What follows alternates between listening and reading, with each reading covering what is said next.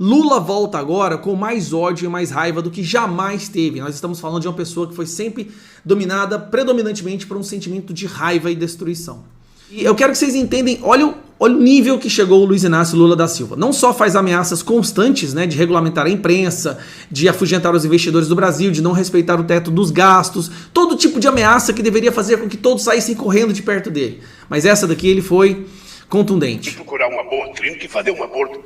Aqui no Brasil ela não faz porque é proibido. Quando na verdade deveria ser transformado numa questão de saúde pública e todo mundo ter direito e não ter vergonha. Eu não quero ter um filho, eu vou cuidar de não ter meu filho. Basicamente, Lula abertamente defendendo o aborto. Essa é uma das pautas que a esquerda sempre teve. Defender o aborto. E eu não vou usar a palavra aborto, vou usar o correto. Ele está defendendo o assassinato de crianças no ventre da mãe. Vou discutir com meu parceiro, eu não quero. O que não dá é a lei exigir que ela tenha. Essa lei não exige cuidar. Então, nós ainda precisamos avançar muito. E essa pauta da família, a pauta dos valores, é uma coisa muito atrasada.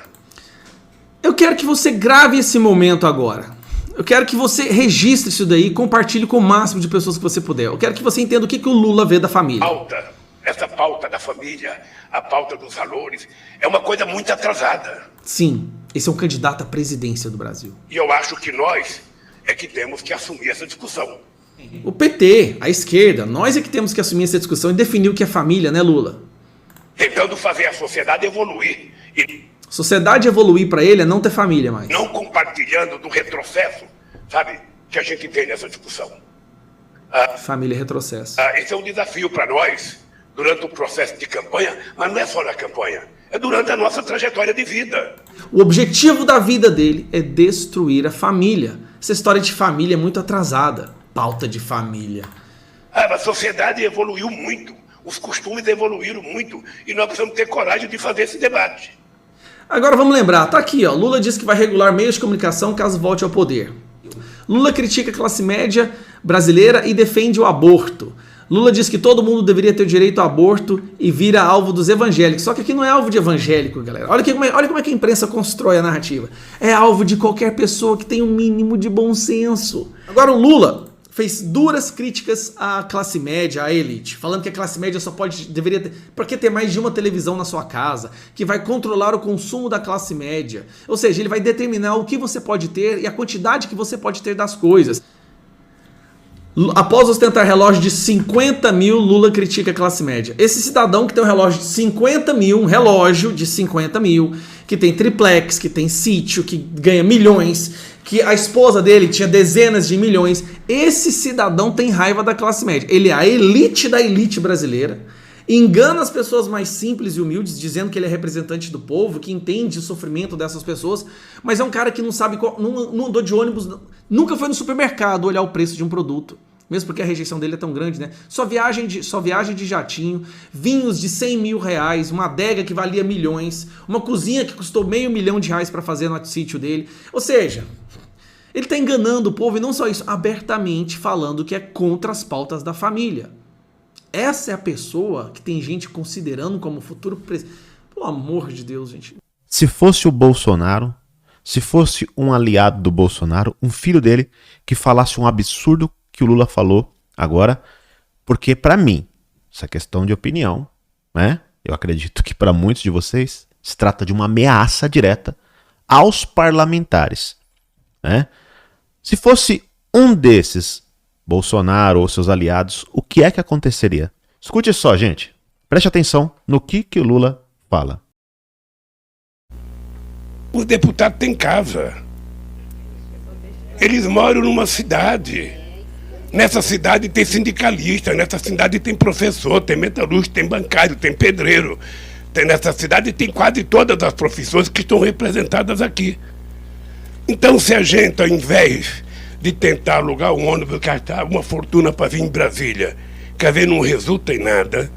Se a gente pegasse, mapeasse o endereço de cada deputado e fosse 50 pessoas na casa do deputado, não é para xingar não, é para conversar com ele, conversar com a mulher dele, conversar com o filho dele, incomodar a tranquilidade dele. Uma das maiores ameaças ao Brasil é esse cara aqui. Esse aqui, né? É uma ameaça interna. Esse cara é perigosíssimo. né? É o que brada amor, democracia, mas ele é totalmente antagônico a isso. Todo mundo sabe disso, né? Então veja, é uma ameaça explícita isso aqui para mim. E o próprio Carlos, né, colocou lá no Twitter dele, ó, durante pequeno evento em sindicato, o descondenado ameaça mapear casas de parlamentares e com grupos organizados, ó, pressionarem, entre aspas, também suas mulheres e filhos. Pessoal, isso daqui é ou não é uma coisa de gangster? Pra mim é coisa de gangster.